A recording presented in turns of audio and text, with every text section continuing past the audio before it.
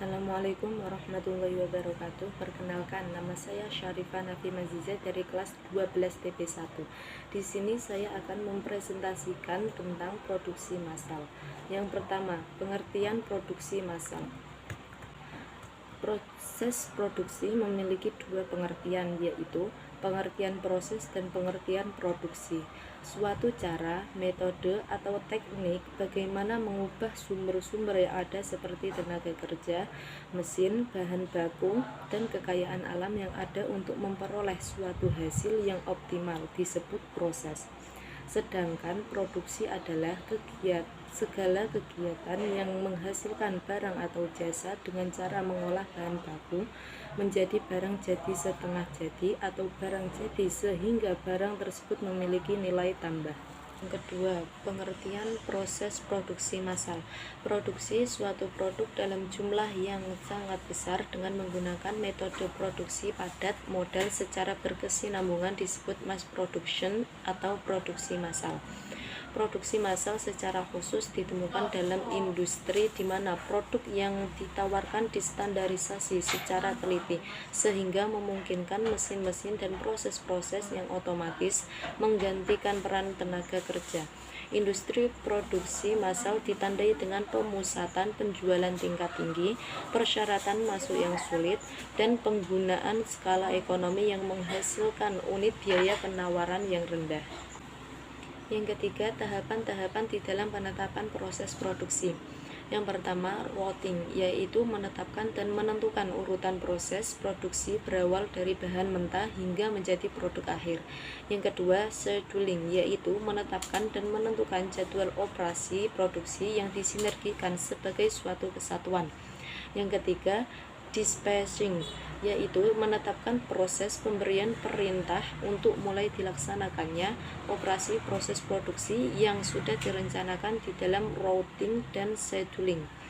Yang keempat, follow up, yaitu menetapkan berbagai kegiatan agar tidak terjadi penundaan dan mendorong terkoordinasikannya seluruh perencanaan operasi produk. Yang keempat, proses produksi. Siklus proses produksi. Yang pertama, proses produksi atau produk dalam proses. Yang kedua, input atau PP. Yang ketiga, output atau produk jadi. Proses produksi. Yang dimaksud proses produksi adalah kegiatan mengolah produk dengan mengorbankan berbagai biaya produksi baik langsung maupun tidak langsung dari bahan mentah atau baku menjadi produk jadi siap untuk dijual. Unsur-unsur biaya produksi. Ada 3 macam biaya produksi, yaitu biaya bahan baku, biaya tenaga kerja, dan biaya overhead atau biaya umum. Biaya bahan baku adalah seluruh biaya yang dikeluarkan untuk pengadaan bahan utama pembuatan produk. Contoh, yang pertama, bahan baku produk mebel adalah kayu. Yang kedua, bahan baku produk roti adalah terigu. Yang ketiga, bahan baku pakaian adalah kain. Yang kelima, ciri-ciri perencanaan produksi. Perencanaan proses produksi harus mengarah pada kegiatan masa-masa mendatang. Perencanaan proses produksi harus mempunyai jangka waktu tertentu. Perencanaan proses produksi harus mempersiapkan tenaga kerja, mesin-mesin, bahan baku, metode pengerjaan, modal, dan lain sebagainya.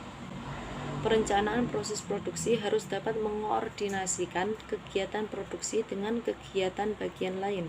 Perencanaan proses produksi harus dapat menentukan jumlah produk, jenis produk, kualitas produk, warna produk, ukuran produk, bentuk produk, dan lain sebagainya. Yang keenam, syarat-syarat perencanaan proses produksi. Perencanaan proses produksi tentunya harus disesuaikan dengan tujuan perusahaan. Perencanaan proses produksi harus sederhana, mudah dimengerti, dan dapat dilaksanakan. Perencanaan proses produksi harus memberikan analisis dan klasifikasi kegiatan. Yang ketujuh, persiapan perencanaan proses produksi. Persiapan perencanaan operasi produk meliputi hal-hal sebagai berikut. Yang pertama, prosedur persiapan. Sebelum wirausahawan menentukan produk apa yang akan dibuat, wirausahawan terlebih dahulu harus mencari informasi pada para konsumen, lalu mengajak karyawan untuk berpartisipasi memikirkan produk yang akan dibuat. Yang kedua, penyaringan gagasan. Setelah ide bagus banyak ditemukan, wirausahawan harus memilih gagasan dengan penyaringan yang baik. Yang ketiga, analisis gagasan. Dalam hal ini, wirausahawan diharapkan dapat menganalisis gagasan yang dipilih untuk bisa mengetahui potensi perminatan produk, jumlah omset penjualan, dan beberapa besar kemampuan suatu produk menghasilkan laba. Yang keempat, percobaan produk. Untuk bisa mewujudkan gagasan ke dalam kegiatan konkret, yaitu dengan membuat produk yang bisa dipertanggungjawabkan. Yang kelima, uji coba produk.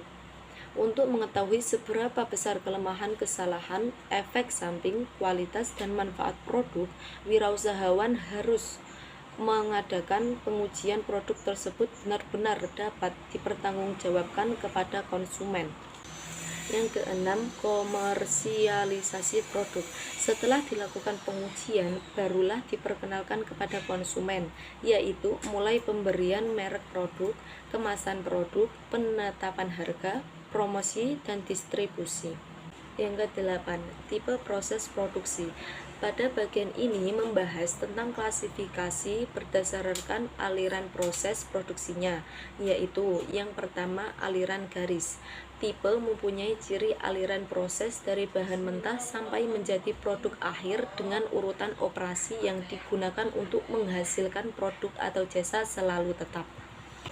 Untuk tipe aliran ini, produk harus distandarisasi dengan baik dan harus mengalir dari satu operasi atau proses kerja ke operasi berikutnya dengan urutan yang telah ditetapkan sebelumnya.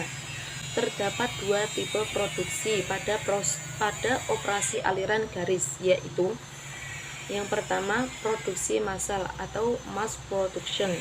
Proses produksi massal umumnya memproduksi kumpulan-kumpulan produk dalam jumlah besar yang mengikuti serangkaian operasi yang sama dengan produk sebelumnya, sehingga proses ini sering disebut sebagai repetitive process. Misalnya produk elektronik, mobil, motor, dan sebagainya.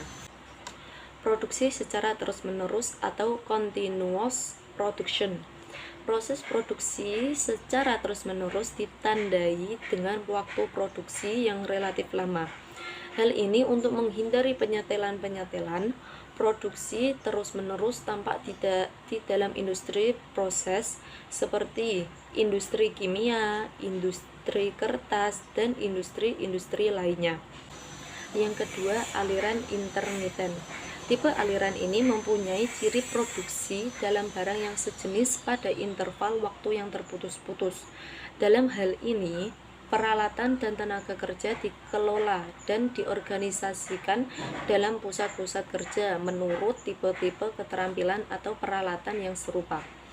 Operasi-operasi intermiten sangat fleksibel dalam perubahan volume atau produk, karena operasi-operasinya menggunakan peralatan serbaguna dan tenaga kerja yang memiliki keterampilan tinggi. Fleksibilitas ini menimbulkan berbagai masalah dalam pengendalian persediaan, schedule, dan kualitas, atau dapat dikatakan belum efisien. Istilah operasi intermiten sering disebut job shop, dan istilah ini terkadang hanya digunakan untuk menyatakan operasi-operasi intermiten yang memproduksi barang-barang berdasarkan spesifikasi pesanan langganan. Operasi intermiten dapat diterapkan pada produksi barang-barang yang tidak distandarisasi atau volume produksinya rendah, karena operasi ini merupakan operasi yang paling ekonomis dan melibatkan resiko yang paling kecil. Sekian dan terima kasih. Wassalamualaikum warahmatullahi wabarakatuh.